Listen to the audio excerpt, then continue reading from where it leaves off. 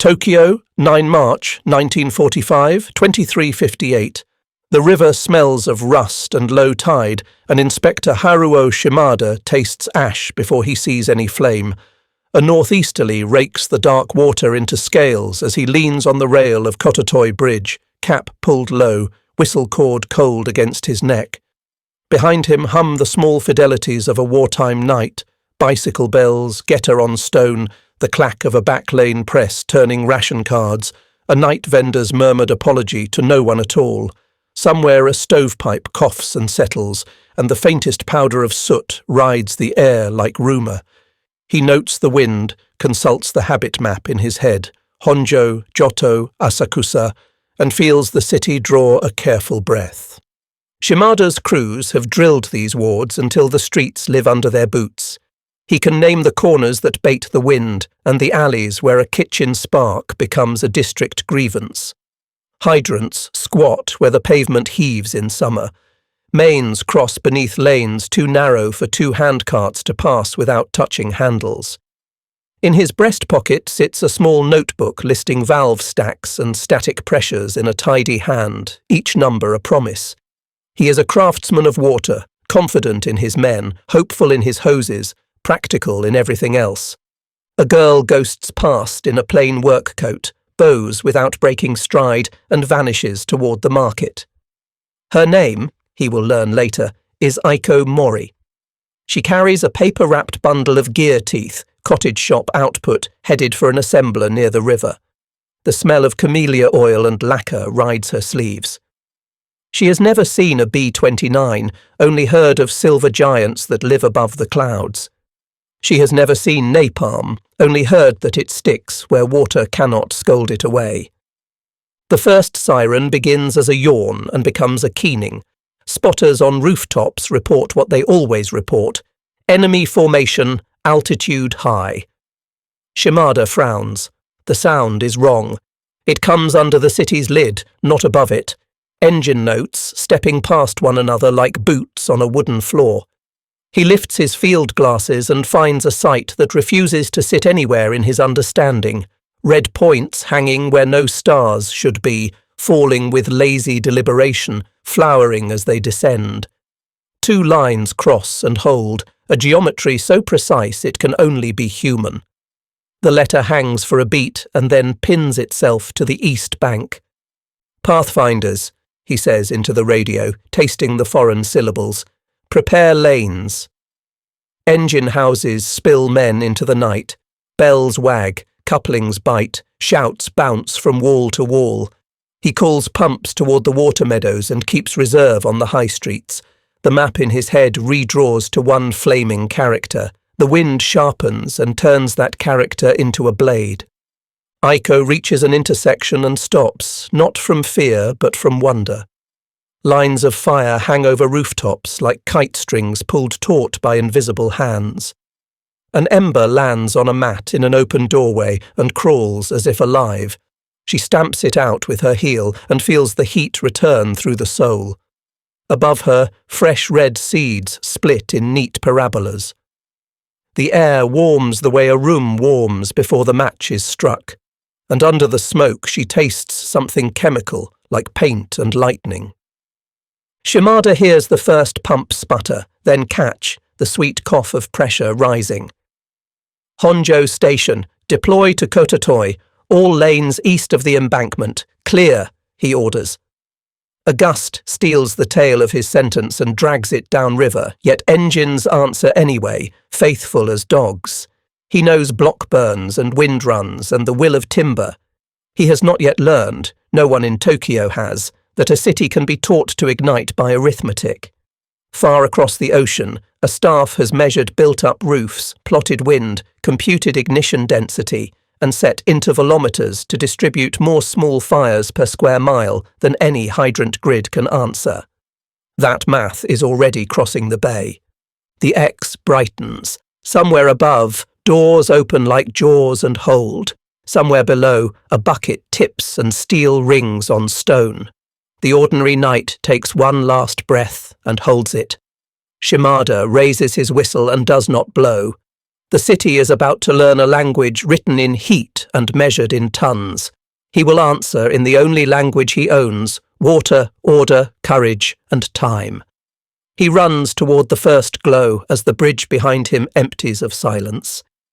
Saipan, same date, earlier by the international dateline, a Quonset hut smelling of oil, canvas, and pencil shavings. Technical Sergeant Joe Alvarez of the 73rd Bomb Wing plants his elbows on a table while a colonel's pointer taps new doctrine onto a chalked Tokyo, a rectangle of east side wards, arrows for approach, a bold X for the Pathfinder's mark. Low, the colonel says, as if challenging the room. Night, 4-9 to 9 200 feet, doors long open, lanes by the X, you will trade gun weight for fire. The words fall like parts down a chute. 334 B-29s tasked. 279, weather willing, over the rectangle. E-46 clusters, 24 per aircraft, each splitting into 38 ANM-69s, bomblets that light with a white phosphorus kiss and cling where water bargains poorly. Joe's pencil does the cold arithmetic. 912 bomblets per ship, 250,000 ignition points across a city of wood and paper in under 3 hours. The room is quiet in the way machines are quiet before they start. The second slide is stranger than the first. Ammunition tables, crossed out. Most turret belts will stay on Saipan, some ships will keep the tail guns fed, others will ride nearly toothless. Weight's going to fire, the colonel says, like a man moving chips from one stack to another. The ripple that passes through the crews is equal parts pride and nakedness. Joe writes another sum he will not show: 3,200 pounds of .50 caliber per ship left behind, times 279 over target, frees 892,800 pounds, about 446 tons, for incendiary. Numbers are poetry when they promise survival. Outside, ground crews make the plan physical, hoists swing, ammo cans clatter into crates, belts hiss like snakes leaving a burrow. A crew chief slaps a nacelle. Trading bullets for fire, Mac. The right R3350S sit quiet and sullen beneath cowls Joe knows like knuckles. He can recite their virtues the way a boy names uncles. 2,200 horsepower at takeoff, 4 rows of 9 cylinders, turbo superchargers that whine like saws when they're happy. He checks safety wires, cowl flaps, oil doors, all the small clean things that keep a climb from becoming a prayer. Briefing slips, as briefings do, from superstition to logistics, fuel to the ounce, takeoff to the minute. The colonel does not promise kindness over Tokyo. He does not have to. The men know the city has searchlights and gunners and a pride in putting holes where silver skins show weakness. But they also know Japanese night fighter control is thin and gun-laying radar short-ranged. If surprise has a body tonight, it will be low, dark, numerous, and steady. The 20th Air Force is betting that altitude was a habit, not a law. Joe writes one more line. Intervalometer timing, release rates, stick length, the way a metronome becomes a geography. He pictures the X the Pathfinders will paint, the lanes they will fly, the hot breath that will lift their wings on egress. He thinks of the crate of ammo left by the hangar door and does not feel less safe. He feels precise. He loves the aircraft like a difficult brother and trusts the system that can build thousands more if luck turns. They walk into a sunset so clean it looks shaved. The ship waits, glazed nose lifted, a spine of turrets that will be mostly mute tonight. Joe rests his palm on the cowling and feels grit from someone's boots. The runway points west into a dark that ends, if all goes well, at the brightest city he will ever fly over. He will ride the engineer's panel like an organ, keep the engines sweet, and let arithmetic do the rest. Chofu Airfield, late evening. The hangar smells of hot metal and improvisation. Lieutenant Kenji Nakatani of the 53rd Air Regiment studies the Ki-45's canopy, polished thin by rags and care. A crewman brings his parachute and, with it, the nightly litany, spark plugs scavenged from a trainer, one serviceable radio for 2 aircraft, a fuel gauge that tells parables. Night fighting, they agree without saying, is a craft built from patience and a willingness to make do. Nakatani signs, nods, and folds the shortages into his courage. In the operations shack, chalk dust sifts over a board of pegs that never rest. Reports stutter in, clipped and confident. Enemy approaching, altitude high. Doctrine folds itself around familiar numbers. The Americans, always climbing where flak thins and interceptors pant, will be met above the city. Nakatani memorizes vectors with the practiced economy of a man who has more habit than fuel. He glances at a short-range radar whose pulse loses its nerve too soon, then at his wristwatch, then at the sky he knows by ear. He loves flying more than he loves sleep and respects his foes without surrendering to them. He has seen B-29s carry wounds that would have brought earlier bombers down in flames. He has also watched their crews fumble when the winter winds roll them like dice. Pride lives on margins. The crew chief tightens a cowl fastener, touches the fuselage for luck, and steps away. "Ganbata," he says. "Do your utmost," and the word fits the night like a prayer. Nakatani rolls and lifts into a darkness he knows as a second home. The city is somewhere ahead, layered in memory, duty, and soft dread. The engine's note thrums through his bones. The prop disc bites air that smells of cold iron. He listens for the enemy, and hears them wrong. It should be a distant, needling whisper. Instead, a deeper animal moves in the belly of the sky, the way a freight train sounds when you stand on a bridge and feel plank and rivet sing beneath your boots. He requests a vector and receives 25,000 like a bedtime story. He climbs anyway, because obedience is part of skill. Below him, unseen, the pathfinders draw the letter no teacher would correct. Radio chatter shifts from routine to puzzled. Searchlights probe where habit tells them to look and find only the night's old dust. A gun crew swears the enemy has learned to crawl under the beams like thieves. In the Key 45's cockpit, sweat starts where sweat has no right. Nakatani trims, pushes, listens again, and understands the insult. The enemy has come low.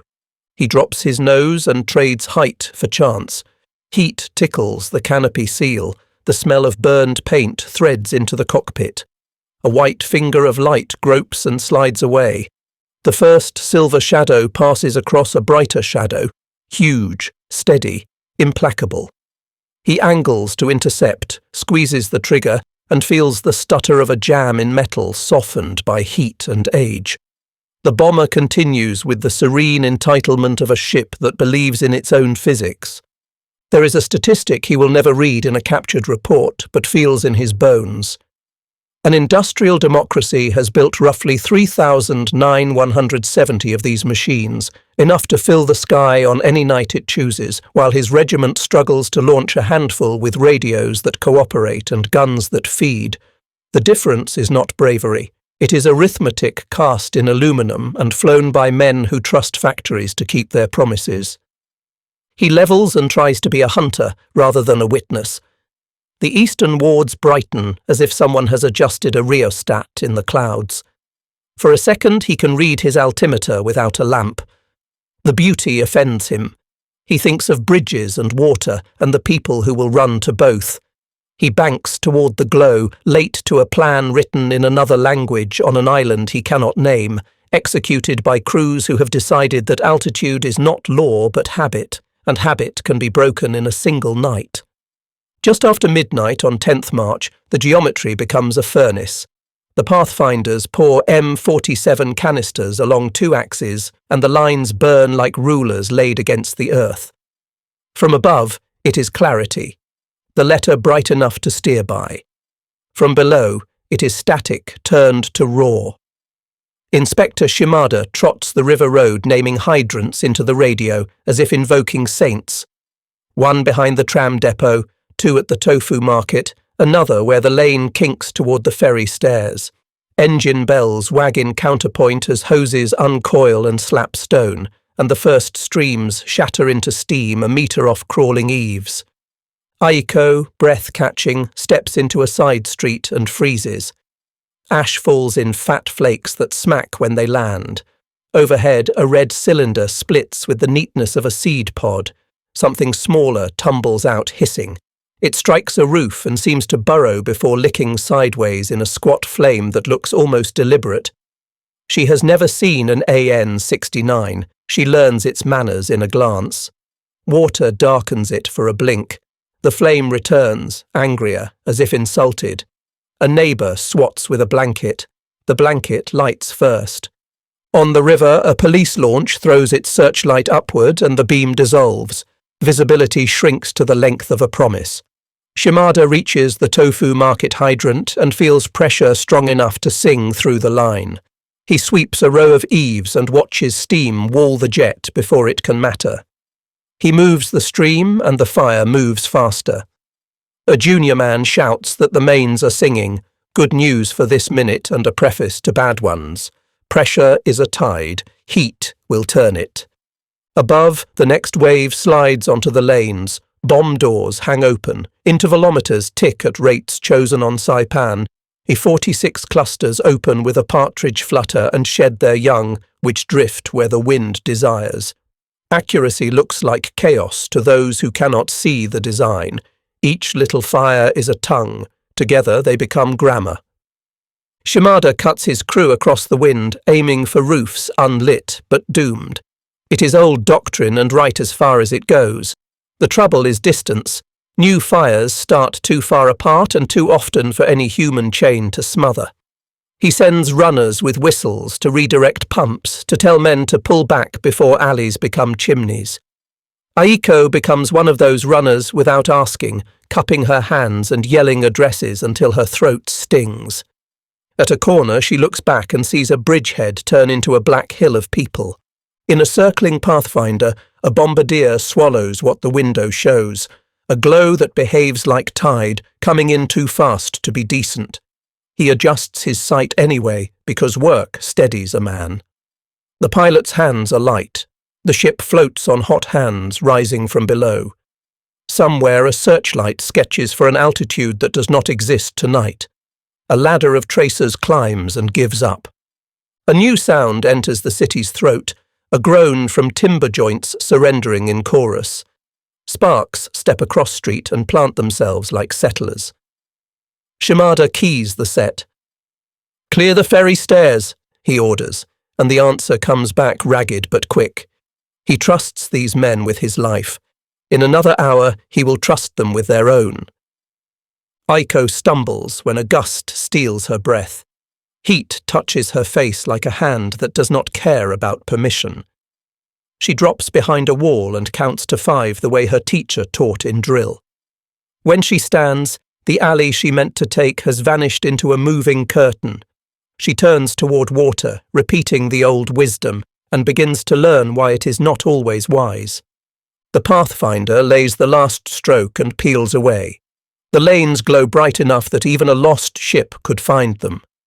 From his window, the bombardier sees a rectangle of city become a single thing, like a furnace mouth opened on a foundry floor. He does not say it aloud.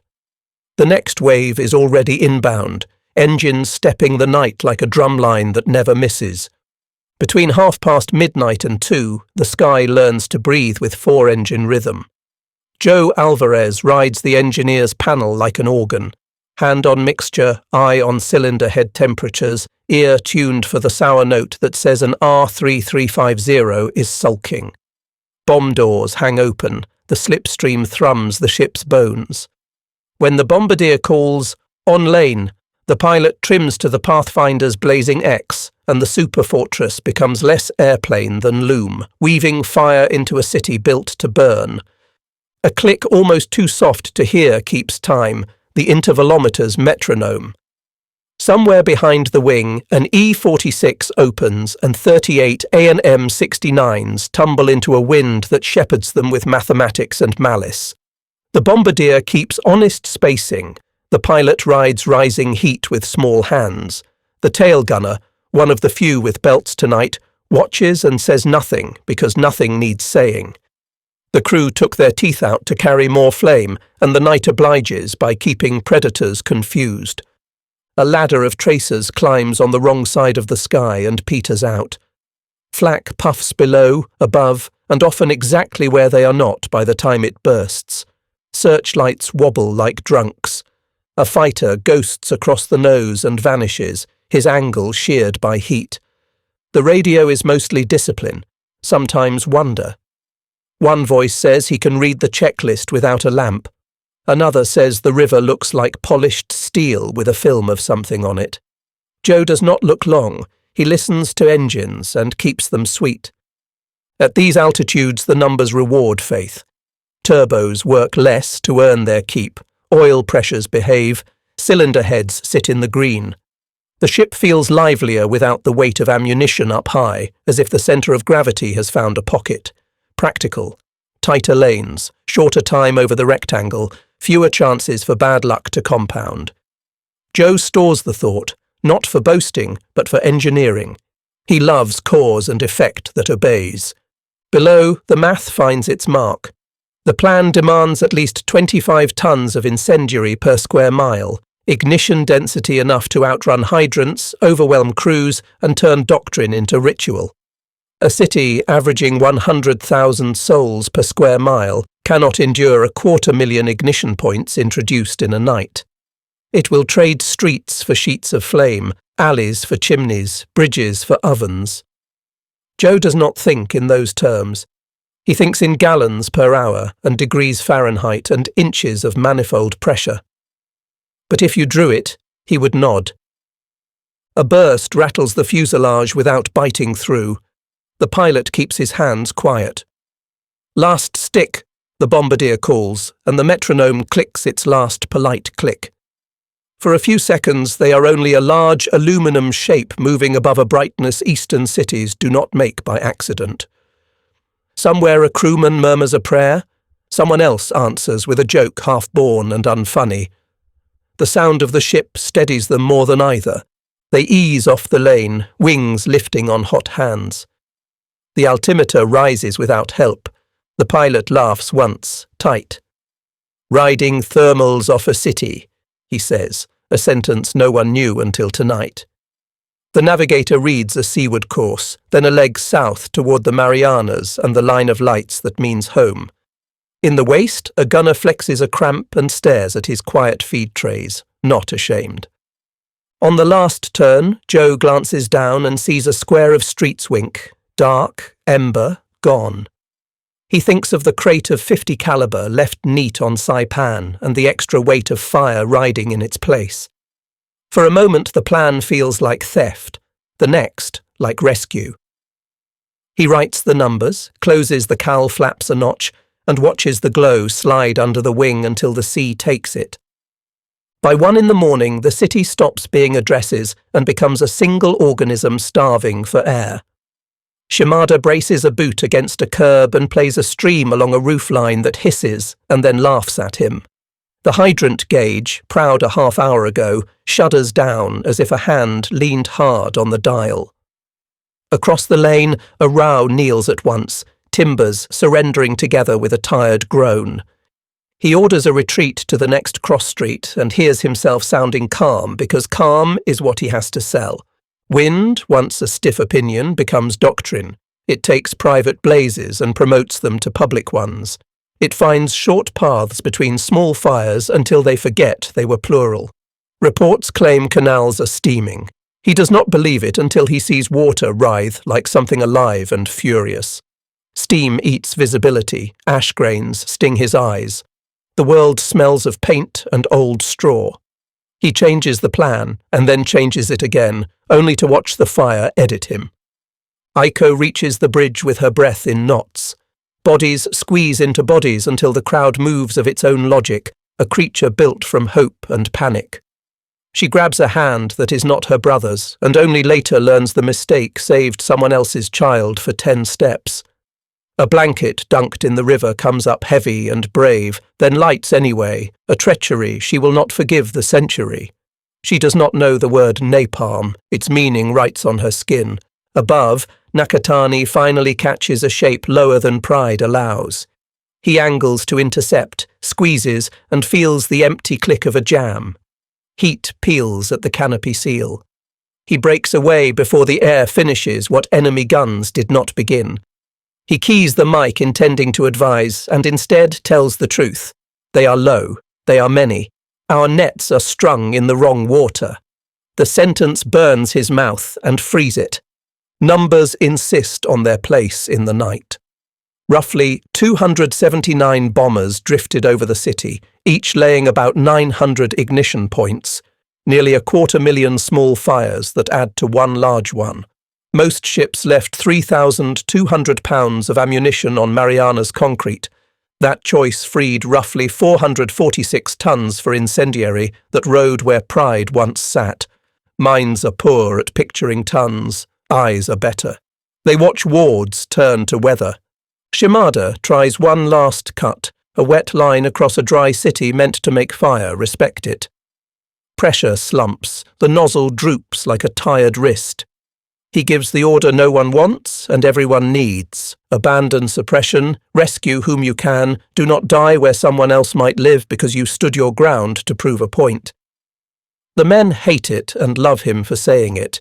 They move. They lift people from doorways and off steps and under cart shafts. The fire thanks them by moving past and then around, polite only in its predictability. Joe's ship rides a lift that feels like a hand. From his blister, the city's surface looks alive, a skin that crawls. He has a mechanic's tenderness even when his work is violence. He does not exult. He permits himself the small private satisfaction that design behaved as tested.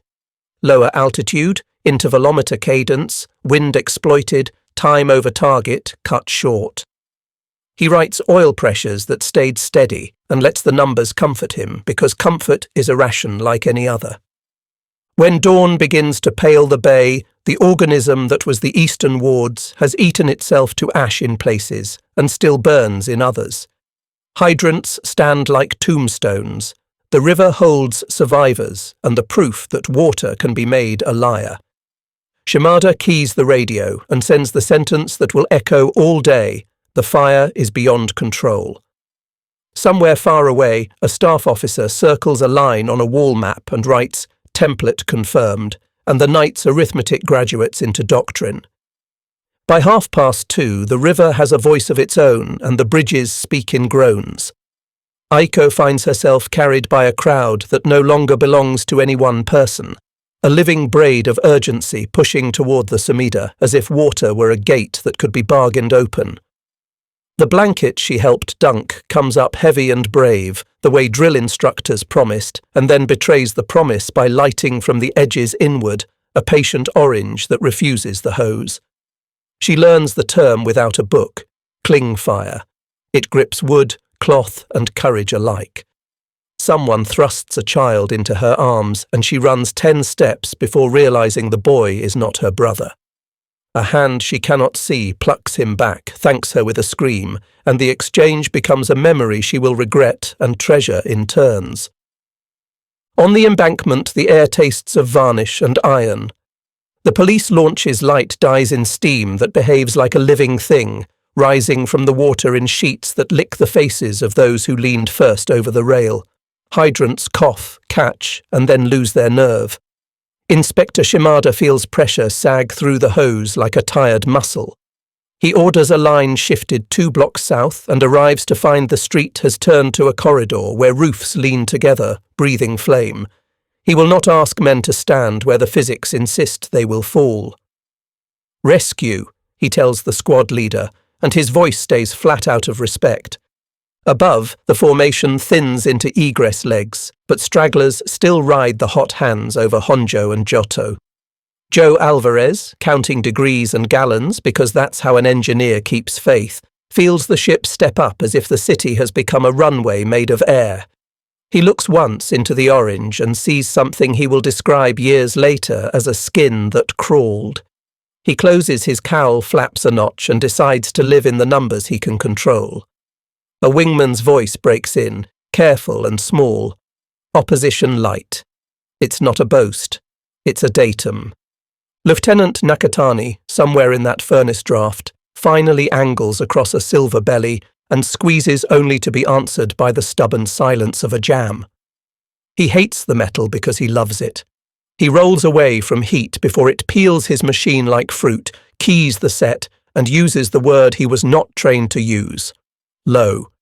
It is a confession and a warning. He feels the shame of telling men that nets were placed in the wrong river and the relief of speaking a truth that will keep them alive to hear it.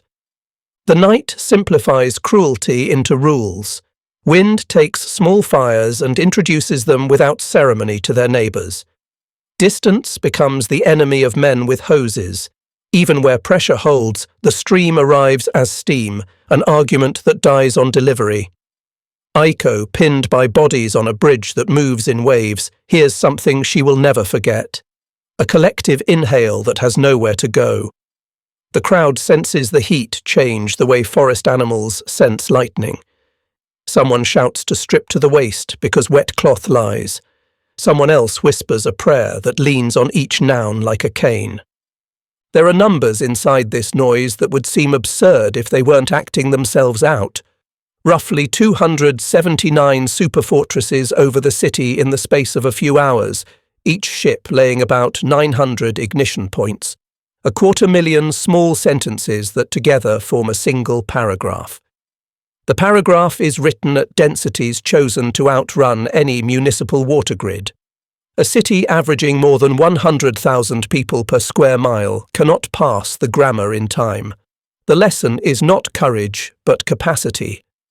Shimada climbs a stair in air that refuses lungs, hauls a woman to her feet, and feels his men flow around him with the momentum of habit. He has worked 20 years for the privilege of getting the orders right. Tonight the physics overrule him in every direction. He is neither ashamed nor surprised when he says the thing that saves more than stubbornness would. Withdraw 1 block. Carry who cannot walk. Do not argue with a wind that already chose the nearest crew. Chief nods like a man signing a last letter and moves. In the sky, the last ships slide off the lanes.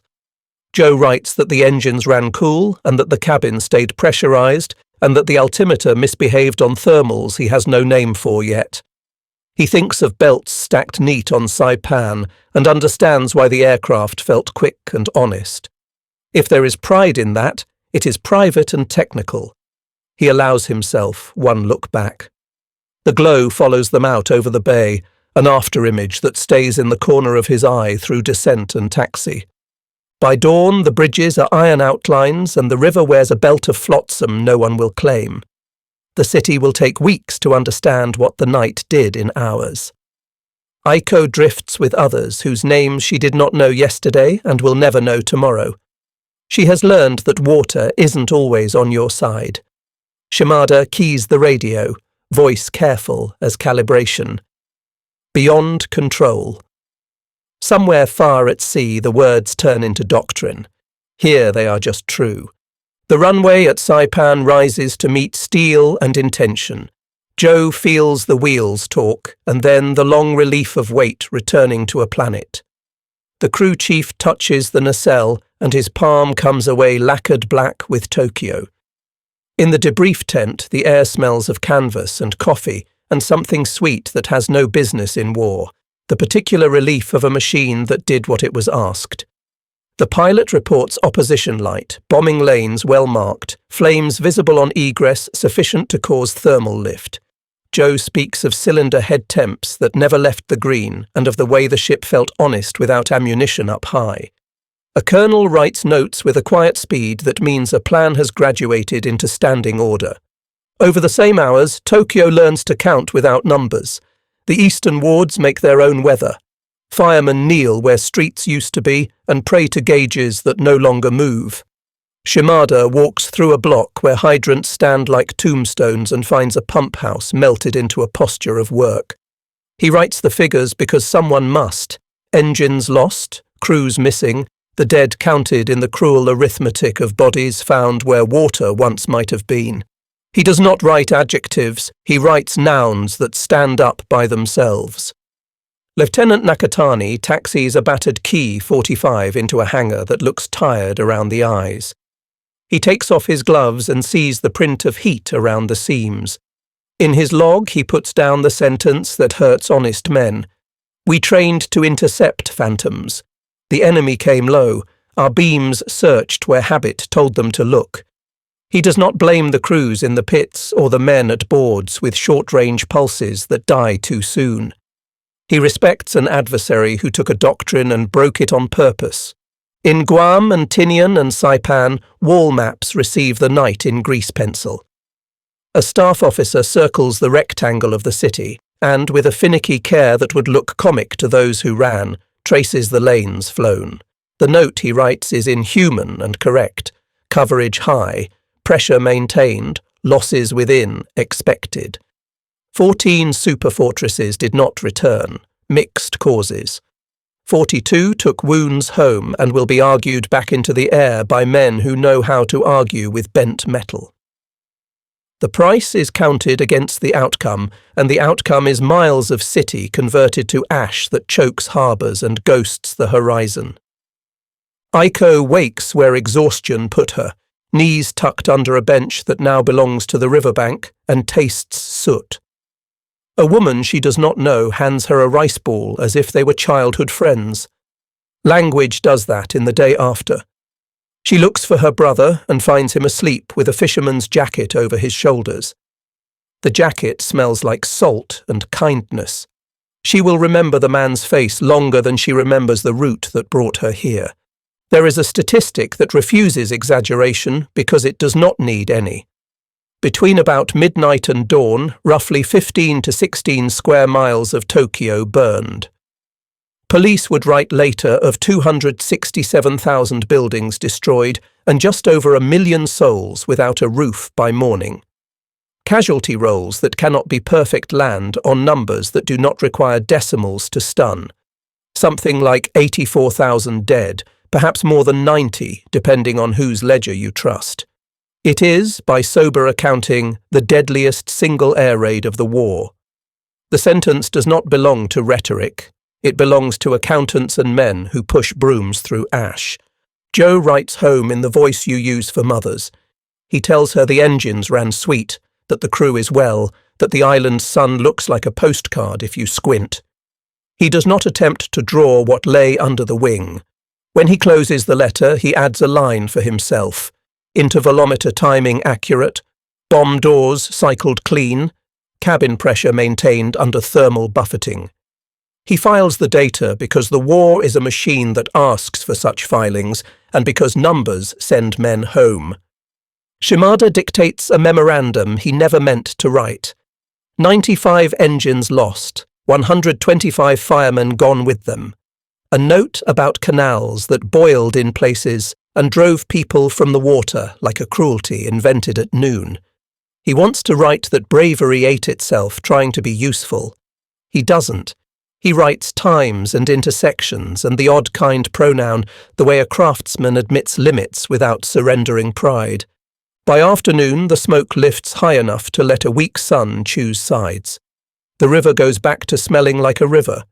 Men tie cloth over mouths and move through lanes that remember addresses as if grief had a map. On Guam, a colonel signs a paper that tells crews to leave most ammunition on concrete again. It isn't defiance, it's arithmetic. The calendar on the Marianas wall grows a spine of X's. After Tokyo, the lanes widen to names that will be nouns in other people's memories. Nagoya, Osaka, Kobe. The pathfinders draw their letters. The main force writes paragraphs in a hand the wind can read. What worked once becomes a method.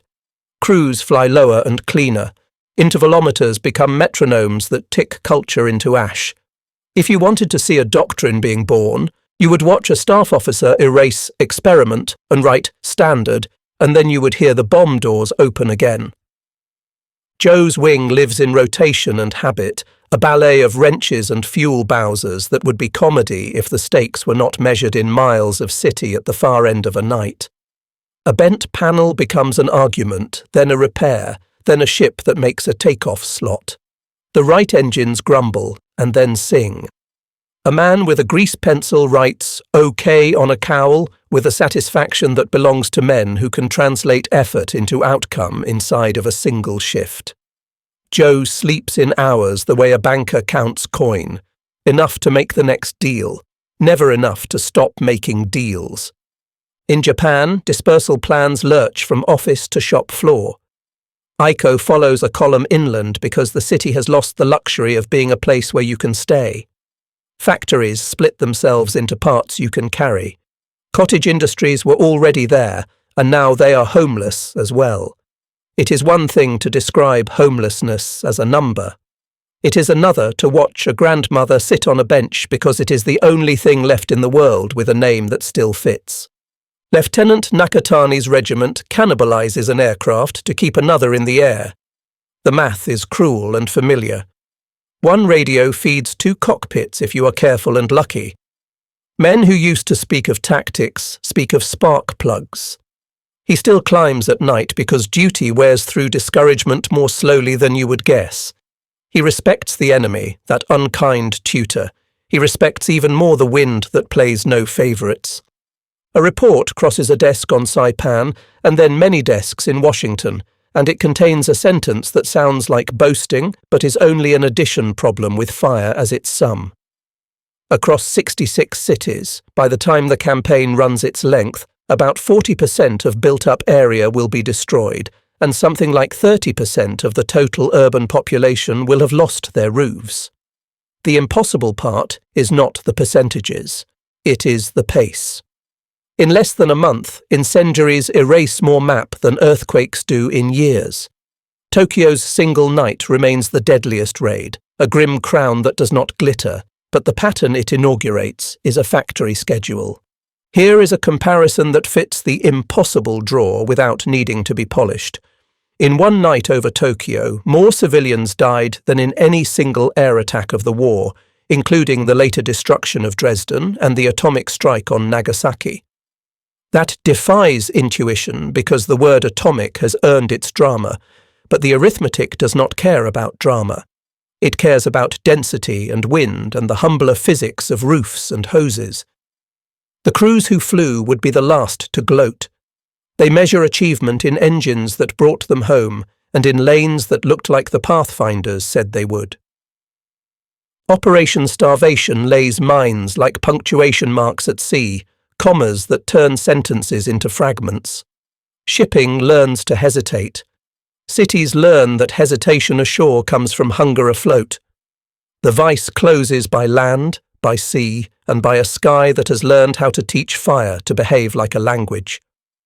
Okinawa looms on maps in tents where pins look like promises kept or debts called in, depending on which side of the table you occupy. Joe writes a note in the margin of a checklist. Tail guns fed on some ships, safed on others, opposition still lighter than doctrine predicted. He has learned the humility of a man who knows luck does not run by itself. The enemy is not incompetent, he is outnumbered by capacity. When a navigator says homeward, Joe lets a smile climb his face and stop at his eyes. In Tokyo, a notice board that used to post ration updates now holds lists of names read aloud by a tired clerk. Aiko stands, listens, and does not hear the one she wants, which is its own kind of news. She watches a boy she does not know trace a name and put his hand to his mouth.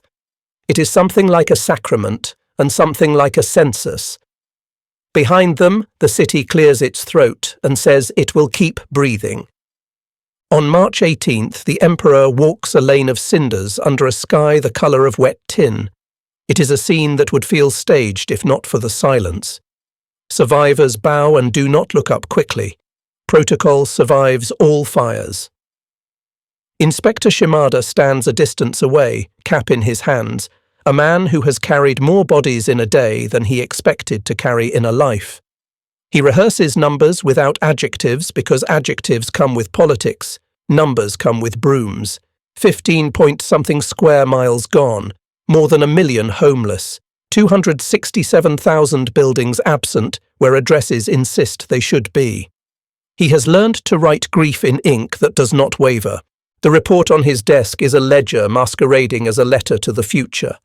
95 engines lost, 125 firemen who will not come when bells wag, hydrants that held until the physics seized the handles, water towers that became silhouettes against a light that mocked their height. He adds the line about canals that boiled in places. He resists metaphors because the facts present their own. He signs his name carefully, not for pride, but because documents serve the living when memory falters.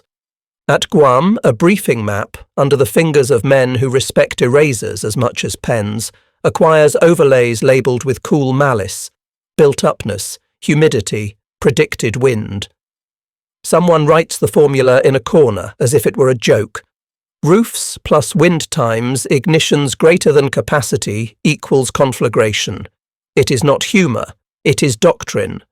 The trick, if you can call turning districts into ash a trick, is to cross the threshold quickly enough that resistance remains noble and ineffective. That sentence will never leave the room, but the orders will. Lieutenant Nakatani sits on a fuel drum and reads a bulletin that says the capital will be rebuilt. It is a sentence that belongs in peacetime and sounds like propaganda in a hangar that smells of hot rubber. He thinks of men who did their utmost in beams that searched empty altitudes. He thinks of the night he smelled paint burning at 20,000 feet and the way the glow lay under his wing like a sin and a confession. He respects the enemy more now than he did when he believed doctrine was a shield.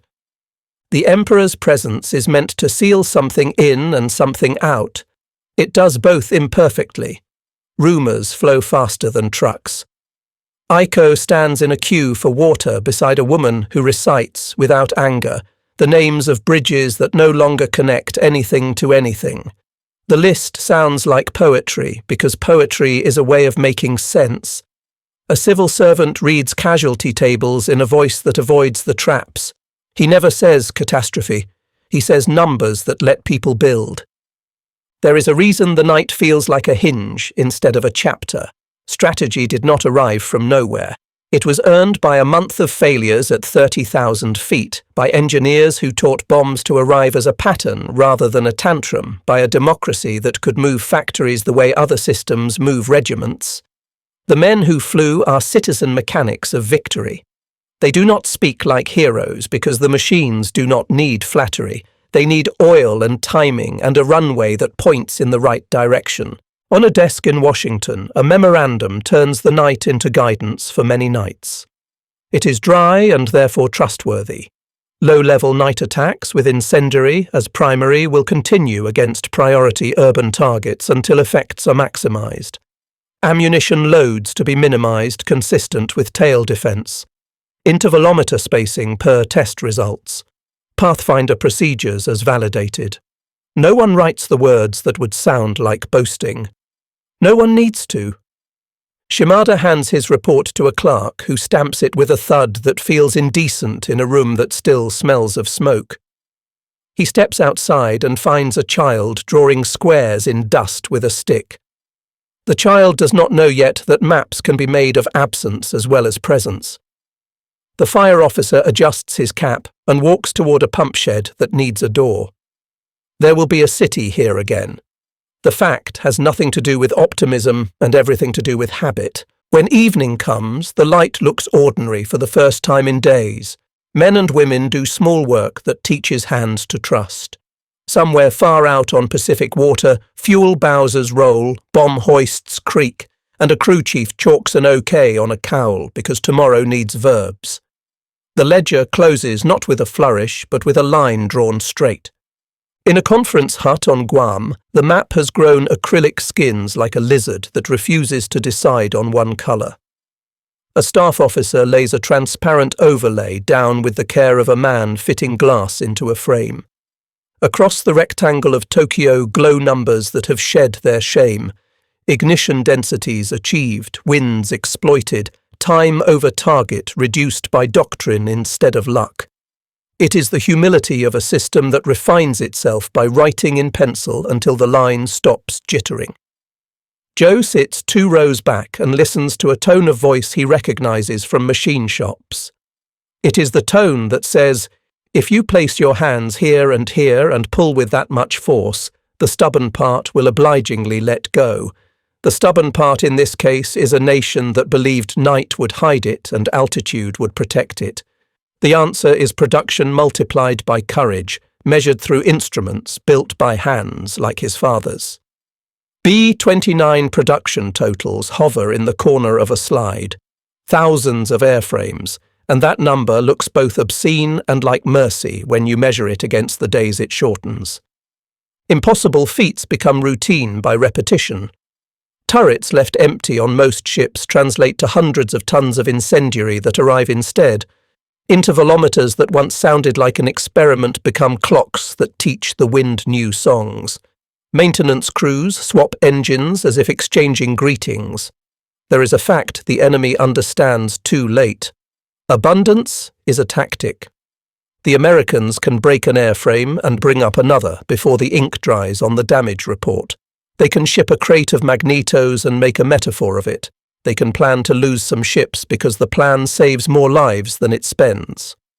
Lieutenant Nakatani walks past a line of machines that look like a missing tooth every third space. Cannibalization is an ugly word for an honest practice. He respects the wrench as much as he respects doctrine. He stops at a cart where spark plugs sit in a tray like offerings and smiles without mirth. He writes in his diary that the enemy treats airframes as tools to be used hard and replaced, while his own side treats them as heirlooms to be mended. Neither approach is immoral. One is better suited to the kind of war the sky has become. A stateside statistician will later write, in prose so flat it elevates itself, that by 1945 the United States could mass the equivalent of an industrial miracle every morning at shift change. You see it in small kindnesses of efficiency, a crate that arrives where it should, a form that asks the right question the first time, a runway that is swept even when no one important is watching. Democracies fight with paperwork as well as bombs. The paperwork is boring and it wins wars. On the Marianas, Joe runs a hand along a leading edge and feels a groove where grit has sanded aluminum. He thinks of the uneven way sunlight strikes a cowl and knows what it means for drag. He and a crew chief exchange a look that is dangerous in the best way, the look that says the machine will keep its promise if we keep ours. He tells a new engineer that you do not bully an R3350, you persuade it. He speaks kindly to bolts and men, and both answer faster. There is doctrine being written that will outlive the people in this room. It says that once a threshold exists, you cross it every time with purpose. It says that fire has a schedule if you give it one. It says that numbers, treated with reverence, can make courage more efficient. The enemy has its own dignity. It has pilots who fly into furnaces and ground crews who trade sleep for spark. But dignity without capacity is asked to do the work of miracles too often. Miracles do not scale. On a quiet night, Joe walks past stacks of E-46 clusters and thinks of them not as bombs, but as arguments. Each one says, "We can be manufactured faster than you can rebuild what we do to you." It is a brutal grammar, and it shortens the war that would otherwise eat more years. He touches a fin and steps away as if not to wake a sleeping thing. When orders come down for the next lanes, there is no drama in the reading. Men nod, make notes, and then go find the tools that let notes become reality. Somewhere a clerk stamps a manifest and feels rightly that the sound is as useful as the crack of a rifle. The arithmetic continues, patient and exacting, until arithmetic is the only voice left in the room. By August, the Pacific has learned the tone of an ending. Joe writes a letter on a crate lid and tells his mother there was a night you could read by. He means it literally, the cockpit once bright enough for checklists without a lamp, and figuratively too, though he leaves that part for himself. The war's calendar has turned pages fast, incendiaries in lanes, mines that made sea lanes stutter, an island taken at a cost that carves silence into mess halls, then weapons whose names will be forever first in any conversation, and yet in this story feel like epilogues to an argument the fire raids had already settled. Aiko stands where the river asked so much of people in March and sets flowers in a water that has remembered its temperature. The city around her is a contradiction she chooses to accept. Scaffolds over ash, laughter over silence, a tea stall where a pump house used to stand. She earns money running errands for a rebuilding office that posts notices in a careful hand. She watches names become bricks. She watches children learn streets that did not exist when the year began. She understands that survival is a craft. Inspector Shimada trains a young officer to read hydrant maps as if they were biographies. He walks him past scars that have turned into alleys and past alleys that have decided not to return. He teaches him the doctrine no one prints. Water behaves like a neighbour until it remembers it is a river. Wind behaves like a guest until it pulls a chair out from under you. He does not indulge the romance of tragedy. He permits himself the pride of men who stood where standing was still useful, then moved when movement saved lives. Lieutenant Nakatani sits under a tree with a book that has no airplanes in it. He is grounded by order and by the physics of defeat. He stares into a sky that belongs to many nations and no one at all. He can admire the enemy again now that admiration no longer tastes like surrender. He will tell a nephew one day that courage is common and capacity rare, and the first thing a nation should learn is how to turn one into the other without losing its soul. There is an impossible arithmetic that endures because it is both stunning and verifiable. In a single night, Tokyo lost roughly 16 square miles to flame, more urban ground than the Great Fire of London, the 1871 Chicago fire, and the 1906 San Francisco fire combined. In that night, more civilians died than in any other air raid of the war. Across the months that followed, 66 cities were attacked, about 40% of their built-up area destroyed, and roughly 30% of the nation's urban population lost their roofs. Statistics do not mourn, but they do remember. The American system that delivered those numbers looks less like myth and more like a ledger. Thousands of B-29s built, millions of incendiaries assembled, maintenance schedules observed as if they were sacraments, wrenches turned by men who could have been turning plough bolts in another century. It is democratic power expressed as logistics. It is young airmen trusting older machinists and both trusting a colonel who trusted an intervalometer to keep time over a city. It is not an argument for cruelty. It is an argument for finishing a cruelty someone else began. Joe walks the line one last time and runs his hand along a wing that has forgotten Tokyo's grit.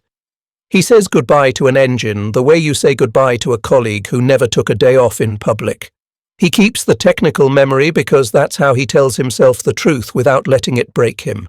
Manifold pressure held, cylinder heads behaved, doors cycled clean, spacing accurate. He believes that competence is a kind of kindness in war, the kind that shortens lists of dead. Aiko's brother chases a kite over a lot that will be a school. The kite's tail writes a friendly line through air that once burned. A tea seller calls her by name and adds a sweet bean she did not pay for. The generosity feels like policy enacted at street level. She thinks of the night in March as a wall that fell inward and outward at once and left behind a floor where something better could be built. Shimada signs a requisition for hose couplings and writes in the margin a note about training drills in crosswinds. Doctrine lives on paper first and then in muscle. He knows the next fire will be smaller and more ordinary. He blesses the ordinariness without ceremony. When Joe's ship lifts for the last time of the war, it does so into a night that belongs to peacetime by default. Streetlights in Tokyo throw patient circles on corners that have reclaimed their names. If you look from far enough out, you would mistake those circles for the earlier glow and forgive yourself quickly. The difference is that no one is running. The lesson that rides the wing home is both simple and defiant. An industrial democracy, convinced of its purposes and careful with its tools, can do the impossible and still choose afterward to be gentle.